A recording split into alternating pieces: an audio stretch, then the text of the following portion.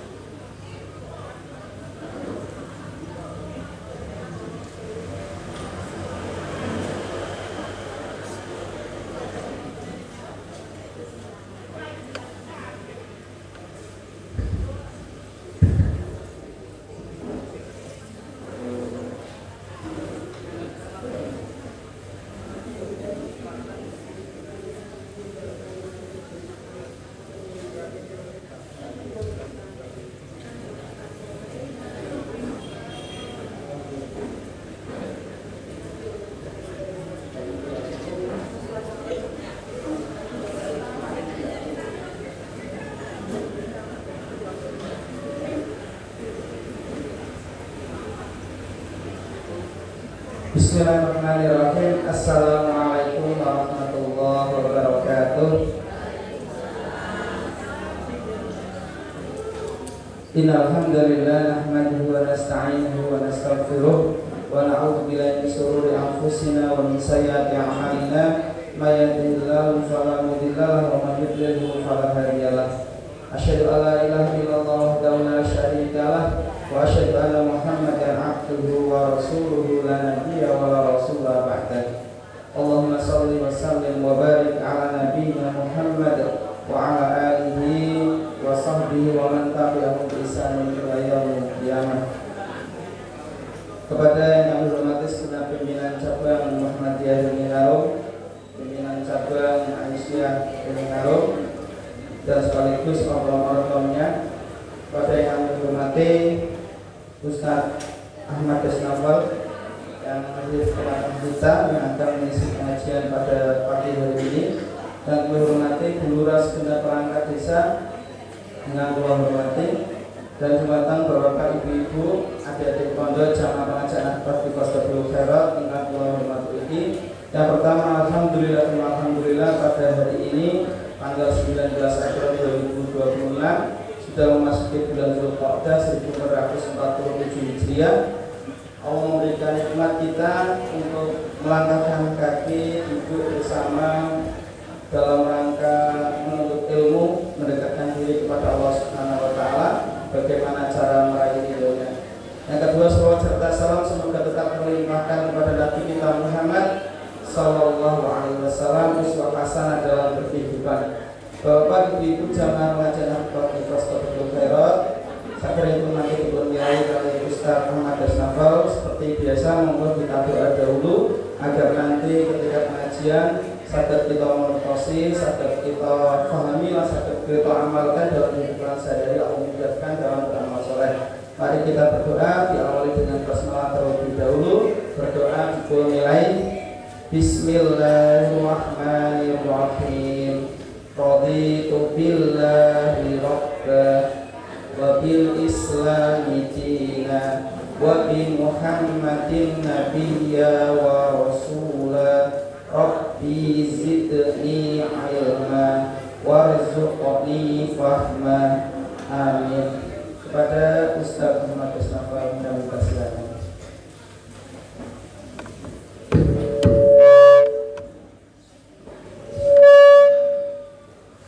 Sedikit Ustaz mungkin.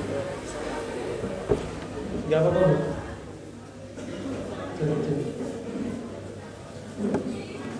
Ustaz, ngapunten Ustaz ya, niki kan tak kasih.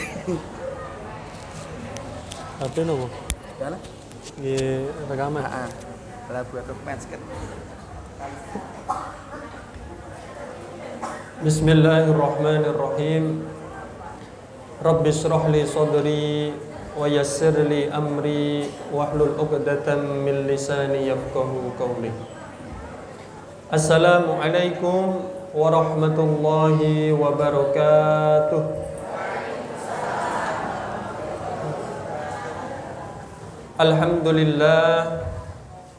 Alhamdulillahilladzi nazzalal furqana ala 'abdihi liyakuna lil 'alamina nadhira. Wassalatu wassalamu ala nabiyyina Muhammadin alladzi kana hadiyan wa sirajan munira. Nasyhadu an la ilaha illallah wahdahu la syarika lah wa nashhadu anna Muhammadan abduhu wa rasuluhu la nabiyya wa la rasula ba'da. Allahumma bika asbahna wa bika amsayna wa bika nahya wa bika namutu wa ilaikan nusyur. Allahumma 'allimna ma yanfa'una wanfa'na bima 'allamtana wa zidna ilma warzuqna fahma. Allahumma arinal haqqa haqqan warzuqna ittiba'ah wa arinal batila batila warzuqna ijtinabah. Hadratal mukarramin wal muhtaramin, yang saya hormati segenap pimpinan cabang Muhammadiyah Ringinarum beserta urkum-urkumnya. Yang saya hormati pimpinan cabang Aisyah Ringinarum beserta urkum-urkumnya. Yang saya hormati Ibu Lurah beserta segenap perangkat desa, Bapak Ibu, adik-adik pesantren, hadirin hadirat semua, rahimani wa rahimakumullah. Sami sehat ya Bapak Ibu? Alhamdulillah. Alhamdulillahirabbil alamin. Monggo sareng-sareng Bapak Ibu mengawali majelis yang mulia di pagi hari yang syahdu ini Bapak Ibu, dengan kita memanjatkan rasa syukur kita atas kehadirat Allah Subhanahu wa taala.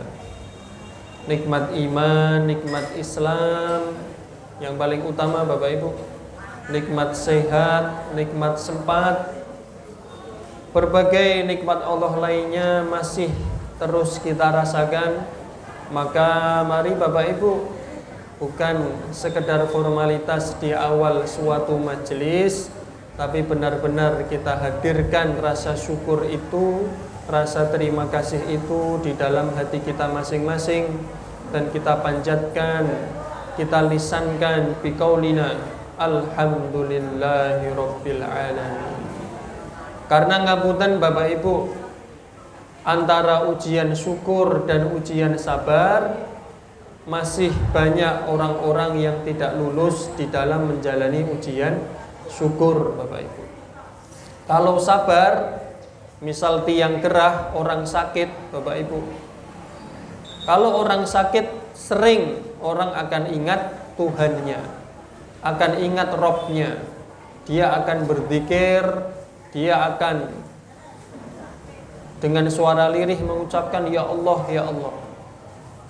Tapi bagaimana kondisinya ketika orang itu sedang mendapat banyak nikmat, sedang lancar bisnisnya, sedang sehat, prima fisiknya, sedang mudah urusan-urusannya. Banyak manusia yang lupa Allah, tidak ingat Allah, sehingga dia tidak lulus dengan ujian syukur.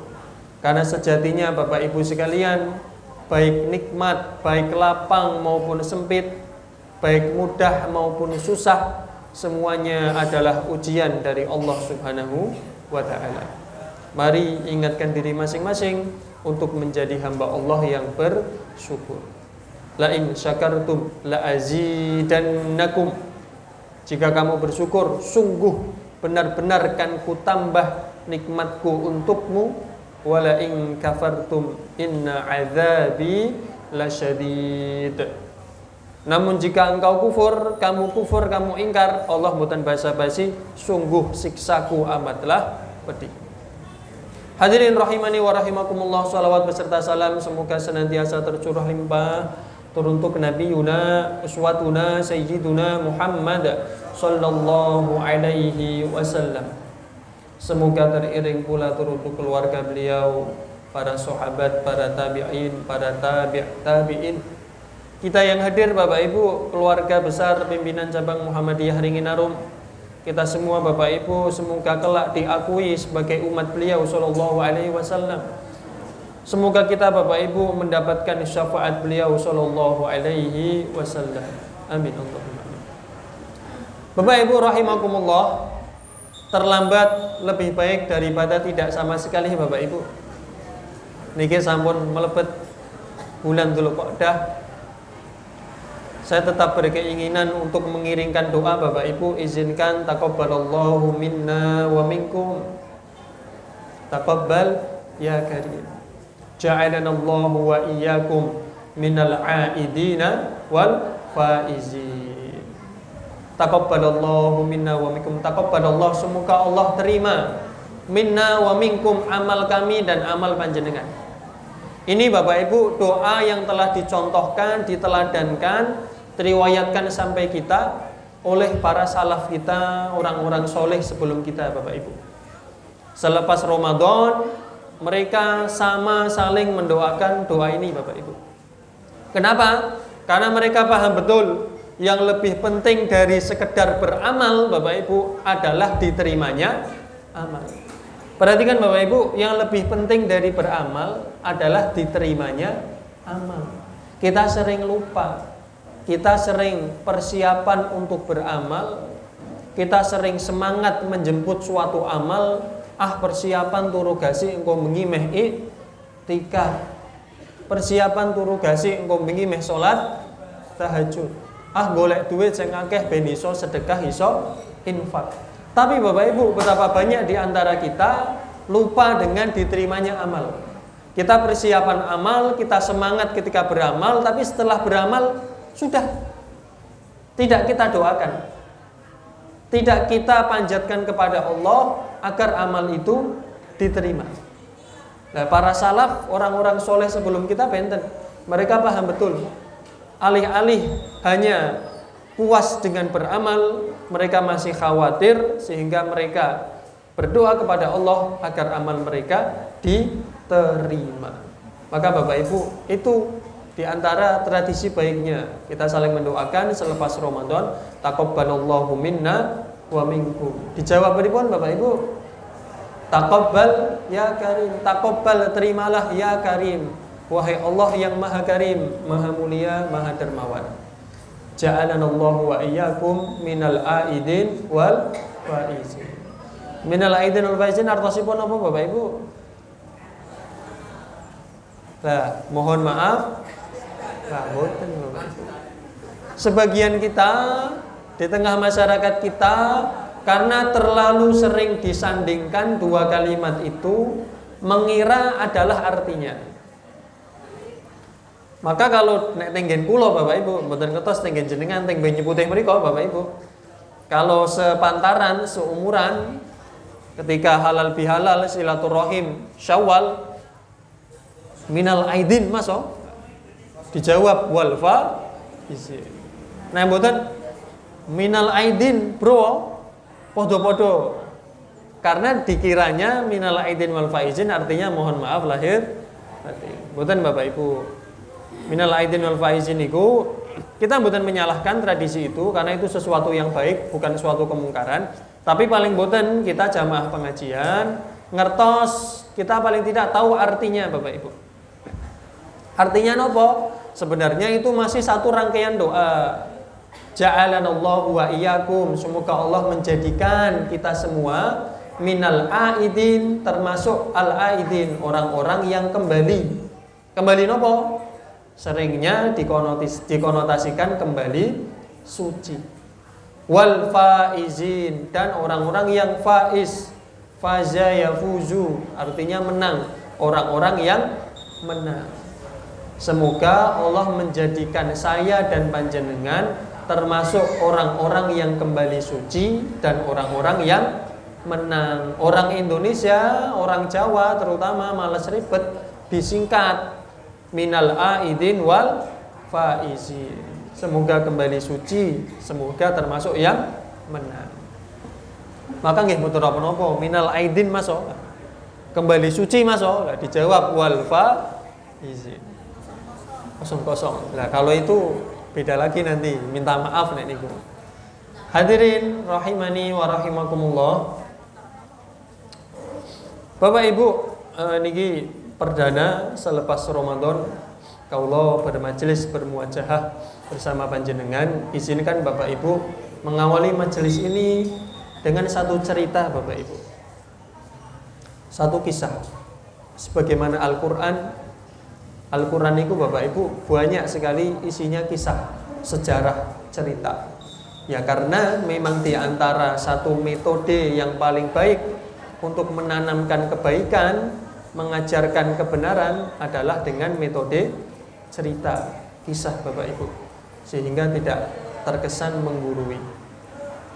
Kisah nyata Bapak Ibu, meskipun sebagaimana sejarah lainnya ada beberapa versi, karena ada beberapa riwayat dari berbagai ulama, dari berbagai jalur dengan sedikit perbedaan, tapi insya Allah perbedaan yang ada tidak menjadikan pengaruh di dalam pelajaran yang bisa kita petik bersama Bapak Ibu.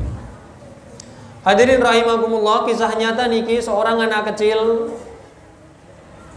niki enten adik-adik pondok ya Bapak Ibu. Niki usia SMP nggih. Usia napa enten SMA? SMP nggih. Usia belasan tahun ya adik-adik ya. 12, 13, 14. Seusia kalian adik-adik semua. Anak kecil laki-laki usia belasan tahun. Ketika itu sedang hanya bersama ibunya. Sedang perjalanan mengunjungi kerabat keluarga ibunya. Dalam riwayat yang lain, dia sedang bersama ibunya karena bapaknya sedang perjalanan bisnis dagang ke luar negeri. Hanya bersama ibunya, tiba-tiba Bapak Ibu, mereka diserbu, mereka diserang oleh segerombolan orang. Entah sedang di rumah hanya bersama ibunya karena bapaknya perjalanan bisnis, atau riwayat yang satunya sedang mengunjungi kerabat ibunya. Intinya hanya karena sedang bersama ibunya, diserang, dicegat, dibegal, maka tidak bisa membela diri, tidak ada sang ayah, tidak ada bapak yang bisa menjaganya. Akhirnya anak ini terpisahkan, diculik, terpisahkan dari ibunya. Di zaman itu Bapak Ibu, anak kalau jadi tawanan, misal tawanan perang atau diculik, ya seringnya akan berakhir menjadi budak Bapak Ibu. Jenengan sami ngertos budak Ibu? Budak, hamba sahaya. Mungkin di masyarakat kita sekarang kita tidak melihat fenomena itu. Meskipun kalau kita mau melihat lebih jauh lagi, kita mau menonton investigasi-investigasi yang ada, perbudakan masih ada Bapak Ibu di zaman semodern ini. Jadi kan bisa tonton investigasinya di YouTube atau di channel-channel berita yang ada. Banyak itu diteliti, diinvestigasi di perbatasan Thailand, Vietnam, orang-orang diperbudak. Orang keluar dari negaranya mencari peruntungan, niatnya mengubah nasib, kerja di sana, tapi mungkin karena lewat jalur ilegal, entah sadar atau tidak, atau karena kena tipu, di sana malah diperbudak, dikerja paksa, nggak digaji, nggak diberi fasilitas dengan layak, diperbudak. Belum lagi Bapak Ibu kalau bicara perdagangan manusia, human trafficking masih ada Ibu. Anak-anak kecil diculik, dijual organnya, dijual ginjalnya Bapak Ibu. Maka kita harus mendoakan betul dan menjaga betul keluarga kita. Hadirin rahimakumullah, kembali ke kisah anak tadi. Anak ini sedihnya nggak karuan, karena dia selama ini tumbuh di tengah masyarakatnya melihat fenomena perbudakan itu. Dia melihat orang kalau sudah jadi budak yang ngenes, hidupnya susah, hanya menjadi pesuruhan, nggak digaji, nggak dibayar lagi. Maka dia sedih nggak karuan. Dia terbayang masa depannya yang suram. Dia dipindahkan dari satu tempat ke tempat lain, dari satu pasar budak ke pasar budak yang lain. Dijajakan Bapak Ibu, ditawakke. Nah kita sekarang ditaruh di etalase, diperjualbelikan. Hingga akhirnya anak ini berada di satu pasar, sudah jauh dari kampungnya. Anak ini kemudian dibeli oleh seorang hartawan, oleh seorang yang kaya. Kebetulan orang ini baik, dan ternyata laki-laki ini, orang yang kaya ini, hartawan ini, dia beli budak bukan untuk dia gunakan sendiri. Dia beli budak untuk dia hadiahkan kepada seorang saudarinya, seorang bibinya kalau tidak salah. Bibi, keponakan atau sepupunya, saya agak lupa pastinya Bapak Ibu. Kalau tidak salah ingat, untuk dihadiahkan kepada bibinya. Kebetulan lagi Bapak Ibu, bibinya ini orang yang baik, orang yang mulia, bahkan dikenal sebagai wanita paling kaya di kotanya. Ternyata bibinya baik, ternyata majikannya baik, suami majikannya juga baik, anak-anak majikannya juga baik. Anak ini yang tadinya sedih, lemes, lunglai di dalam menjalani kesehariannya, lama-lama mulai kerasan Bapak Ibu, karena disikapi dengan baik. Mulai kerasan, mulai happy, mulai senang. Nah, kalau santri-santri ngono mulai kerasan di pondok, mulai senang dia menjalani kesehariannya, tidak sedih lagi. Singkat cerita Bapak Ibu, berlalu sekian pekan, sekian bulan, berlalu bahkan lebih dari 1 tahun, sekian tahun. Ternyata Bapak Ibu, bapak atau ayah dari anak ini tidak putus asa untuk mencari tentang nasib putranya. Ketika satu waktu dia berhasil mendapatkan informasi terkait nasib putranya, dia pun berangkat menyiapkan bekal, melakukan perjalanan jauh, diajak kerabatnya untuk menjemput putranya yang sudah menjadi budak. Dia siapkan uang, siapkan harta untuk menebus anaknya, untuk dia merdekakan sehingga bisa kembali lagi pulang bersama keluarganya. Hadirin rahimani wa rahimakumullah. Melakukan perjalanan jauh, sesampainya kota yang dituju, dia cari-cari informasi di mana letak anaknya. Dia mendengar konon majikan dari anaknya ini adalah orang yang baik. Maka dia mulai tenang. Benar, ketika berada di pusat kota, dia dapati orang sesuai dengan karakteristik majikan anaknya yang dia dengar, dia hampiri orang itu, nembung Bapak Ibu dengan baik-baik, disampaikan dengan baik-baik maksudnya, dia ingin membeli lantas memerdekakan putranya. Sang majikan paham. Kemudian majikan ini pun, suami dari majikan putranya, kita sebut saja majikannya, memanggil budaknya, memanggil putra dari bapak tadi. Dipanggil Bapak Ibu, ya bisa jenengan bayangkan bagaimana adegannya.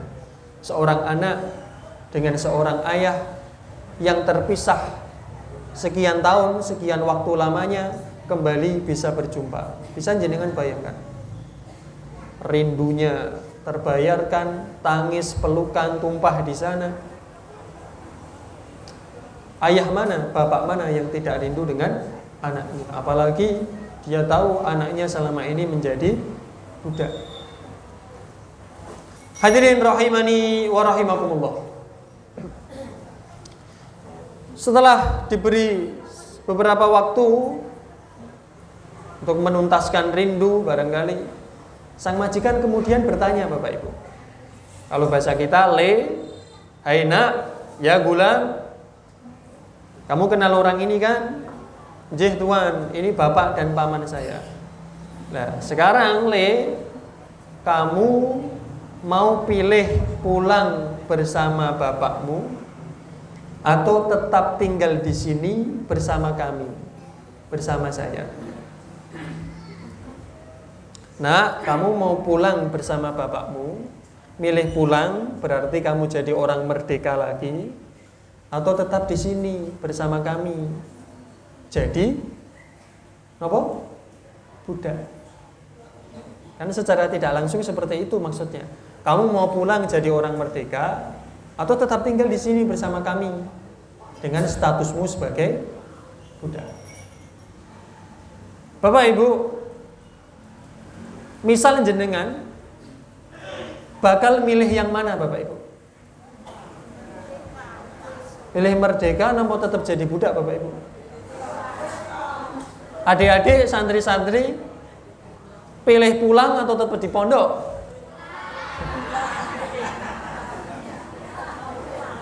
Kalau ngerian kados niku soalnya Bapak Ibu, saya mondok sekian tahun niku mboten kerasan, tapi tak rampung ke.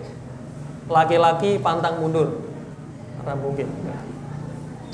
Hadirin rahimakumullah, ditanya seperti itu, milih pulang atau tetap di sini bersama kami? Milih pulang bersama bapakmu atau di sini bersama kami? Yang tidak terduga Bapak Ibu, anak ini ternyata termenung, diam sebentar, mikir. Loh kok mikir? Nah kita nggak mboten mikir mungkin, yo bali lah, pengen bali ning omah layah-layah. Apa nggak kangen, rindu dengan kampung halaman? Apa tidak khawatir tentang bagaimana nasib ibunya? Apa nggak rindu dengan ayah, dengan keluarga? Kita jelas pilih pulang. Ternyata Bapak Ibu, anak ini malah termenung, mikir. Nggak lama, kemudian menjawab dengan mantap Bapak Ibu. Wahai Tuan, menjawab kepada majikannya, wahai Tuan, semenjak saya kenal, saya jumpa dengan jenengan, saya tidak pernah terfikirkan untuk memilih orang lain selain panjenengan. Semenjak saya kenal dengan Anda wahai Tuhan, saya tidak terbesit di dalam benak saya untuk memilih orang lain selain Anda. Bayangkan Bapak Ibu, betapa kagetnya bapak dari anak ini. Kok bisa malah milih tetap jadi budak dibandingkan pulang bersama saya, merdeka bersama bapak ini? Aneh mboten Bapak Ibu? Kebayang mboten jenengan? Nah, bahasanya kita mungkin wah gila ini anak. Jangan salah kira Bapak Ibu, bapaknya ini, keluarganya ini keluarga baik-baik. Dia semasa kecil tentu punya kenangan indah bersama keluarganya, keluarga baik-baik. Dan juga keluarga berada ibu. Nah, buktinya tadi dalam satu riwayat sedang bisnis ke luar negeri. Tapi kok bisa? Kok bisa seorang anak, seorang remaja lebih milih tetap jadi budak bersama majikannya dibandingkan pulang bisa layeh-layeh, bisa mageran di atas kasur mainan HP anak sekarang. Lebih milih jadi budak dibandingkan pulang bersama bapaknya. Bapaknya kaget nggak karuan, sedih heran, kok bisa? Sang majikan paham. Sang majikan paham perasaan itu. Karena sang majikan pun punya putra, punya putri, punya keluarga. Paham perasaan seorang ayah. Maka barangkali demi menghibur bapak dari anak ini, yang harapannya tak terbalaskan, sang majikan berujar. Sang majikan mengajak anak ini ke hadapan khalayak, karena itu sedang di pusat kota. Wahai sekalian penduduk kota. Di zaman itu untuk mendapatkan perhatian, atensi harus berseru dulu. Dan ini orang yang mulia, orang yang terkenal. Semua orang mendengarkan. Semua orang berhenti dari aktivitas mereka di pusat kota. Wahai sekalian penduduk kota, ketahuilah, sejak saat ini Zaid saya bebaskan. Sejak saat ini Zaid saya jadikan sebagai anak saya. Maka panggillah dia mulai sekarang Zaid bin Muhammad. Panggil dia Zaid putra Muhammad. Maka semua orang menjawab Zaid bin Muhammad. Zaid bin Muhammad. Zaid putra Muhammad. Jenengan ngertos Bapak Ibu siapa majikan yang sedang kita ceritakan ini?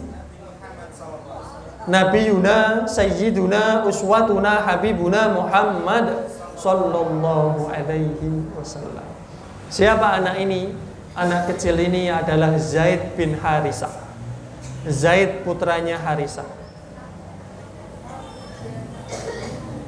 Anak kecil yang menjadi korban culik, korban perang, ditawan, berakhir menjadi budak. Bapaknya Harisah mencari-cari kabar tentang putranya, datang bersama saudaranya, pamannya Zaid, hendak menebus putranya. Bapak Ibu rahimani wa rahimakumullah. Enggak kebayang kita, atau barangkali bisa jenengan bayangkan, kebaikan macam apa, orang sebaik apa yang bisa menjadikan anak kecil, yang menjadikan seorang remaja luluh hatinya, sehingga lebih memilih untuk menjadi budak, sehingga memilih untuk tetap menjadi budaknya, alih-alih bisa pulang kembali merdeka bersama bapaknya. Jenengan sakit bayangkan bukan Bapak Ibu? Orang sebaik apa? Muhammad ini orang sebaik apa? Nabi Yuna Muhammad Sallallahu alaihi wasallam itu sosok sebaik apa? Kok bisa-bisanya seorang budak jatuh hati, luluh, kesemsem, sehingga lebih memilih tetap bersama beliau sekalipun jadi budak, alih-alih bisa pulang layeh-layeh merdeka, nyaman hidup bersama bapaknya. Orang sebaik apa? Nabi kita itu sebaik apa Bapak? Jenengan sakit bayangkan betul? Kan nggak bisa. Dan Bapak Ibu perlu jenengan ketahui, kisah ini, episode ini terjadi sebelum beliau diangkat sebagai Nabi. Bayangkan. Sejak sebelum diangkat sebagai Nabi saja, terekam dalam riwayat-riwayat valid sejarah, beliau sosok sebaik itu. Bandingkan Bapak Ibu, bandingkan dengan kenyataan sosial kita sekarang, bandingkan dengan diri kita. Betapa banyak di antara kita atau di sekitar kita orang tua bahkan tidak disukai anaknya.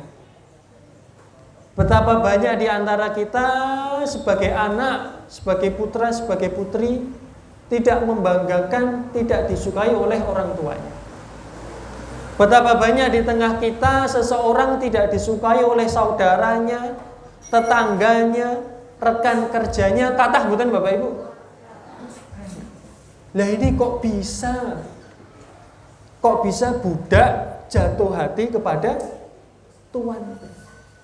Di kita itu jangankan majikan, bos, pimpinan perusahaan, ketua satu organisasi itu banyak yang tidak disukai oleh anggotanya, karyawannya. Padahal bukan budak. Budak itu kan tidak digaji. Budak itu kan hanya menjadi pesuruh. Kalau karyawan itu kan masih digaji. Bukankah karyawan harusnya jauh lebih baik kita sikapi dibandingkan kita bersikap dengan budak? Lah kok bisa-bisanya ketika di zaman sekarang karyawan banyak yang mangkel, banyak yang sumbek, males dengan bosnya, tuannya, majikannya. Kok ini Bapak Ibu, seorang budak yang masih belia jatuh hati sejatuh-jatuhnya terhadap majikannya. Kira-kira jenengan saged bayangkan mboten sosok manusia sebaik apa Bapak Ibu? Nabi Muhammad sallallahu alaihi wasallam. Tidak terbayang Bapak Ibu. Tidak terbayang dan tidak akan kita bisa tahu bagaimana detail kebaikan beliau.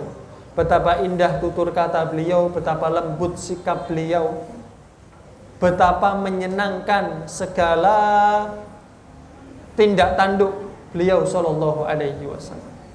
Tapi mungkin ada sedikit riwayat yang bisa sedikit menggambarkan sampai kepada kita beberapa riwayat, misal konon Ibunda Khadijah binti Khuwailid radhiyallahu anha bersama tentunya suami beliau Nabi Muhammad sallallahu alaihi wasallam. Konon Bapak Ibu, sikap mereka kepada para budak tidak membedakan dengan sikap mereka kepada putra-putri mereka Bapak Ibu. Nabi ketika menyikapi budak tidak membedakan sikapnya kepada putra-putri beliau.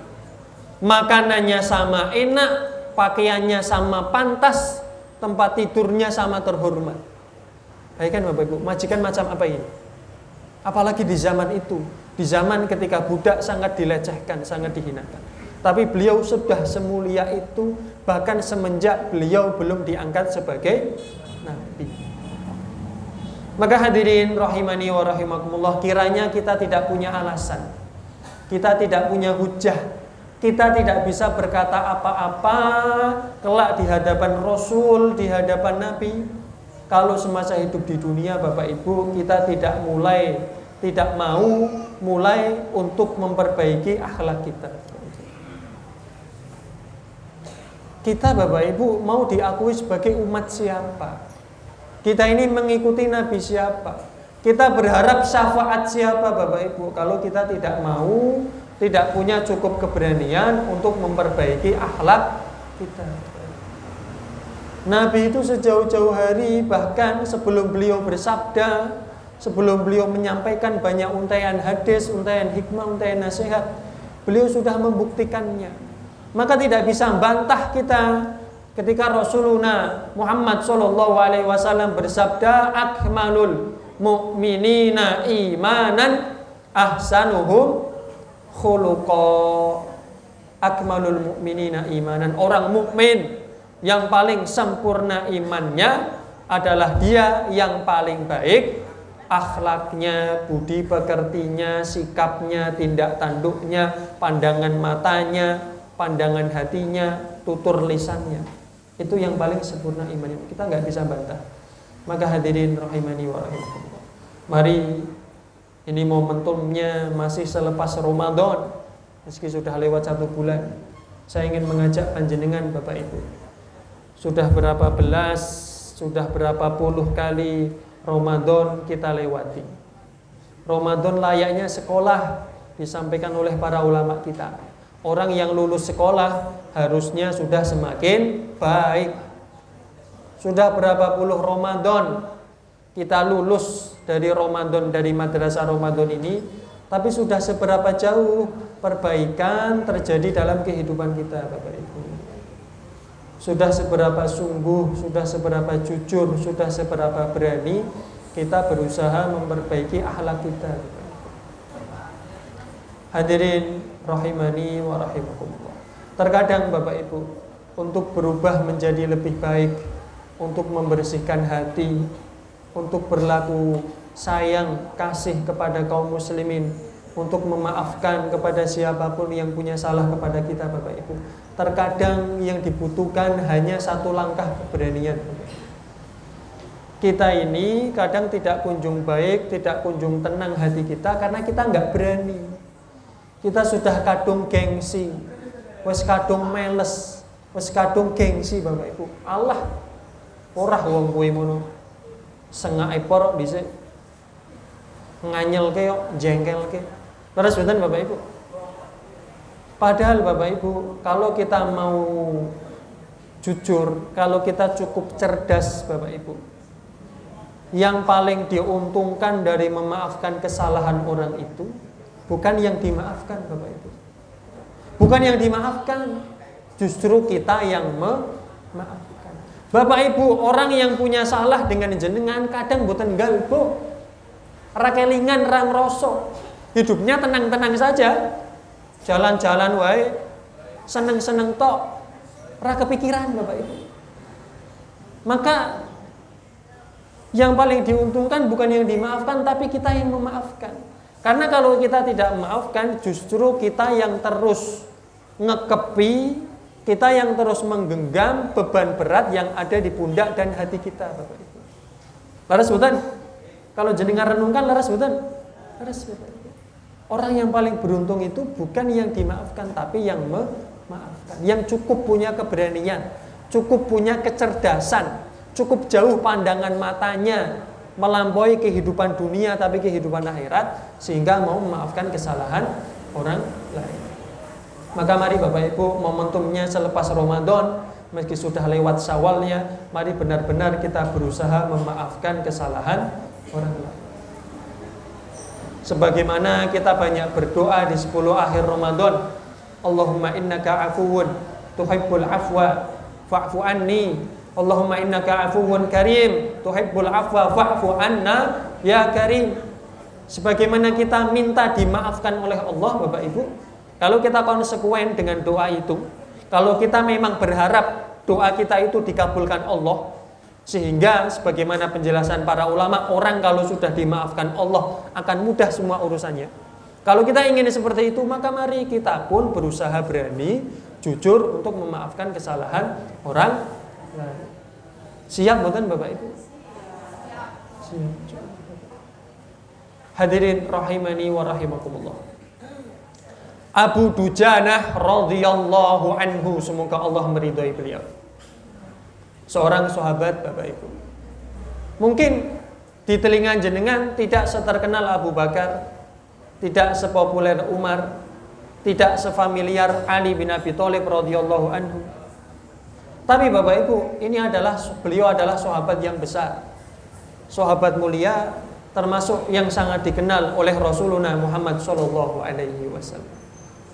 Kenapa? Karena Abu Dujanah ini Bapak Ibu, nah ini santri-santri perlu memperhatikan, Abu Dujanah ini Mas, sosok yang sangat pemberani.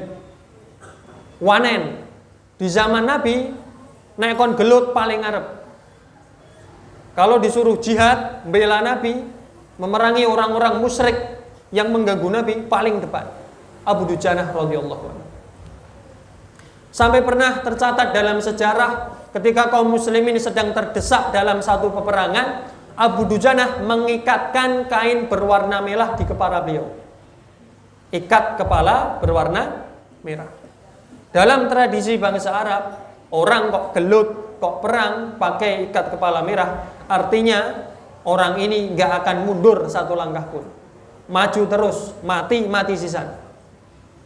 Ini Abu Dujanah radhiyallahu anhu, sehingga dikenal di kalangan sahabat sebagai sosok yang sangat pemberani.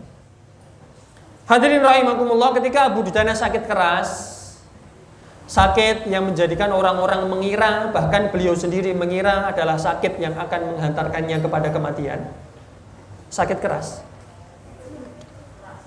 Teriwayatkan, saya membaca riwayatnya Zaid bin Aslam di dalam kitab Sifatus Sofwah, disebutkan kana wajhuhu yatahallal. Kana wajhuhu yatahallal. Wajah beliau disebutkan yatahallal. Napa artosipun yatahallal? Apa adik-adik? Tahallala yatahallalu. Kalau kita buka kamus, artinya bersinar, bercahaya. Nek bahasane mbak-mbak, wajahnya glowing, Bapak Ibu. Kalau kita mungkin lebih mudah memahaminya, wajahnya berseri-seri, Bapak Ibu, sumringah. Bayangkan Bapak Ibu, kok bisa orang sakit, orang sekarat wajahnya sumringah. Dari ngeten skincare Bu, zaman niko. Hadirin rahimakumullah. Maka sebagaimana kita heran, orang-orang yang menjenguk juga heran. Orang-orang tanya, para sahabat yang lain yang tanya, ya Abu Dujana, mali wajhika yatahallal. Hai Abu Dujana, jenengan niku gerah, sudah terbaring di atas ranjang, nggak bisa apa-apa. Tapi kok wajah jenengan semenyenangkan itu? Kok wajah jenengan sumringah sih? Kok bisa? Para sahabat yang lain heran. Dijawab Bapak Ibu, perhatikan jawabannya Bapak Ibu. Beliau menjawab, wahai para sahabatku, saya ini kalau sudah sekarang jatah saya menghadap Allah, bahasa kita nak iki wes wayahe aku mati. Kalau sudah ini waktu saya menghadap Allah, saya nggak punya apa-apa. Saya nggak punya amal yang istimewa. Sebentar, jangan kita pahami seperti itu. Ini kelasnya sahabat, manusia terbaik, manusia-manusia terbaik yang pernah hidup di atas muka bumi. Bukan nggak punya amal, ini bentuk ketawaduan beliau, rendah hati. Yang nggak mungkin nggak punya amal, jihad bersama Nabi, sedekah, sholat, puasa bersama Nabi, amalnya banyak. Tapi ini bentuk ketawaduan seorang sahabat. Tapi mari kita teruskan. Wahai para sahabatku, saya tidak punya amal yang istimewa, nggak ada yang saya banggakan. Tapi teman-teman, paling tidak saya punya dua. Saya punya dua bekal yang menjadikan saya tenang, saya pede jika harus saya menghadap Allah Subhanahu wa Ta'ala. Apa Bapak Ibu? Apa yang menjadikan seorang sahabat tenang ketika harus mati, waktunya mati menghadap Allah Subhanahu wa Ta'ala? Yang pertama Bapak Ibu, beliau menyampaikan kuntu la atakallamu fi ma la ya'ni. Perhatikan ibu-ibu niki perhatikan. Ini bapak-bapak juga, beliau menyampaikan yang pertama, saya ini la atakallamu fi ma la ya'ni. Saya ini tahu betul selama ini saya tidak suka banyak ngomong, tidak suka banyak komentar, tidak suka banyak bicara, kecuali pada hal-hal yang bermanfaat bagi saya. Beliau jadi tenang, karena nggak banyak ngomong, berarti hisabnya semakin sedikit. Dan ini sesuai sekali dengan sedikit cerita yang tadi saya sampaikan. Orang yang sukanya tandang, sukanya bekerja, jihad, senengnya gelut bela Nabi. Orang kalau sukanya kerja biasanya pripun? Sedikit bicara. Banyak bekerja, sedikit bicara. Benten kalih kula, kalih jenengan barangkali kakean ngomong ora tahu ngamal.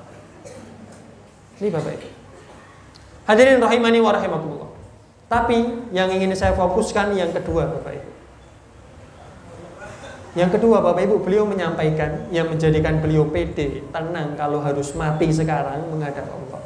Yang kedua, perhatikan Bapak Ibu, perhatikan perkata, catat baik-baik di dalam benak kita. Beliau menjelaskan yang menjadikan beliau tenang, kana qalbi lil muslimina salima. Kana qalbi, hatiku ini, kata beliau, lil muslimina salima. Semua orang Islam, semua kaum muslimin selamat di hati saya. Semua orang Islam selamat di hati saya. Nggak ada yang saya benci, nggak ada yang saya dendam, nggak ada yang saya hasati, saya iri. Saya nggak dongkol, saya nggak benci, saya nggak dendam, saya nggak hasad, saya nggak iri dengan siapapun di antara kaum muslimin. Ternyata itu Bapak Ibu yang menjadikan seorang sahabat tenang jika harus menghadapi kematian. bukan sholatnya, bukan tahajudnya, bukan tilawahnya, bukan sedekahnya, bahkan bukan jihadnya Bapak Ibu. Bukan jihadnya. Kita ini kan kalau dibandingkan amal kita dengan beliau-beliau nggak ada apa-apanya Bapak Ibu. Sholat kita males-malesan, tilawah kita baru satu muka sudah ngantuk, sedekah kita eman-eman, jihad kita nggak ada. Saudara-saudara kita di Palestina sudah hampir 3 tahun dibunuh, dihabisi, hidup di kamp-kamp pengungsian, tiap hari ada yang gugur. Kita nggak bisa apa-apa, nggak ada jihad kita sama sekali. Kemarin Masjidil Aqsa sebulan lebih 40 hari ditutup. Nggak pernah dalam sejarah 70 tahun terakhir Masjidil Aqsa ditutup. Kita nggak bisa apa-apa. Kita Bapak Ibu dibandingkan dengan para sahabat, amal kita nggak ada apa-apanya. Tapi ternyata seperti itu pun yang dibanggakan oleh mereka bukan amal mereka, justru adalah kana qalbi lil muslimina salimah, bersihnya hati. Saya ini nggak dendam, nggak benci, nggak dokol, nggak mangkel, nggak hasad, nggak iri kepada siapapun di antara kaum muslim. Selama dia Islam, dia syahadat, dia sholat, dia saudara saya cinta dengan dia. Itu Bapak Ibu yang menjadikan seorang sahabat tenang di dalam hidupnya. Bukan tanpa alasan. Seorang sahabat menyimpulkan demikian karena paham betul bagaimana hakikat agama ini. Paham betul apa kandungan isi Al-Quran. Paham betul apa ajaran Rasulullah Muhammad SAW. Karena para sahabat ini cukup cerdas, sangat cerdas untuk memahami hakikat kehidupan. Bukankah Allah Subhanahu wa taala telah memfirmankan di dalam surat Asy-Syu'ara, A'udzubillahi minasyaitonirrajim. Yauma la yanfa'u malun wala banun illa man atallaha biqalbin salim. Yauma la yanfa'u malun wala banun. Hari itu di mahsyar tidak bermanfaat harta maupun anak. Enggak bermanfaat Bapak Ibu. Coba jenengan ingat-ingat, jenengan tengok atau jenengan bercermin, orang itu yang paling dibanggakan apa sih? Orang itu kalau sudah tua yang paling dibanggakan apa? Nek mboten anak nggih, harta. Leres mboten? Anake nyong Mas sing siji ning kono, sing siji ning kono. Leres mboten? Tapi Bapak Ibu, enggak bermanfaat sama sekali. Illa kecuali akan bermanfaat anak dan harta itu illa man atallaha biqalbin salim, bagi orang yang menghadap Allah dengan hati yang bersih, selamat bersih Bapak Ibu. Maka mari Bapak Ibu rahimani wa rahimakumullah, saya ajak diri saya sendiri, saya nasihatkan diri saya sendiri juga panjenengan semua, mari Bapak Ibu kita terus berusaha, kita tumbuhkan berkeberanian untuk membersihkan hati kita. Insya Allah siap je Bapak Ibu. Bapak Ibu, iman Bapak Ibu, hidup yang sesingkat ini sungguh rugi kalau kita jalani dengan hati yang berat, hati yang punya kebencian, hati yang punya dendam, hati yang punya iri.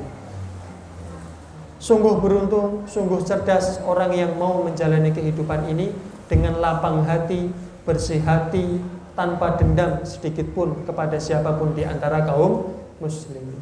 Mengatakan sedikit banyak semoga ada manfaatnya. Mohon maaf bila ada tutur kata yang kurang berkenan. Billahi taufiq wal hidayah. Nasrun minallahi wa fathun qarib. Wassalamualaikum warahmatullahi wabarakatuh.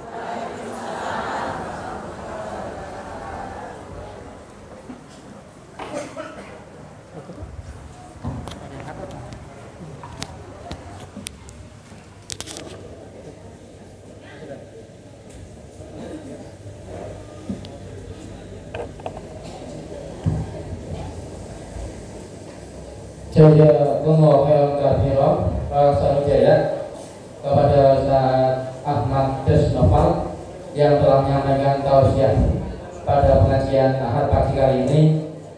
Mudah-mudahan bermanfaat kepada kita bersama untuk saat ini, esok maupun yang akan datang. Amin ya rabbal alamin. Hadirin Bapak Ibu jamaah rahimakumullah, untuk infak Ahad pagi hari ini sebesar Rp776.000, Rp776.000. Mudah-mudahan bermanfaat untuk dakwah kita. Kemudian sedekah snack angsal saking Bapak Ustaz Sobili dan Ibu Soleka. Sekalian mohon doanya kepada kita bersama, Bapak Ibu rahimahullah. Jadi Pak Sobilin dan Ibu dari Ibu Soleka pagi ini nggak bisa bersama kita karena ada pelepasan di Ahad pagi Ar-Rahmah Waleri jam 6 sampai jam 7, terus jam 7 sampai jam 11 nanti ada pelepasan di Masjid Ar-Rahmah Waleri. Pagi kali ini kita diberikan amanah untuk memberikan tambahan doa kepada mereka, sekaligus kepada Mbak Naswatun Khoridah atau Mbak Ida. Kita berdoa untuk mereka bertiga. Doa yang terbaik adalah ya wadakumullahu taqwa wa ghafara lakum dan bakum wa yassara lakum khaira ma kuntum. Kemudian kita mohon Allahumma ja'alhum hajjan wa umratan mabrura wa ghafara dan bakum. Kemudian kita harapkan kepada mereka tentunya akan diberikan sa'yan maskuron wa danban maghfuron wa tijaratan lan tabura ibtiqa'an madhatillahi wa syafaati rasulillahi sallallahu alaihi wasallam. Al-Fatihah. A'udzu billahi minasyaitonir rajim. Bismillahirrahmanirrahim.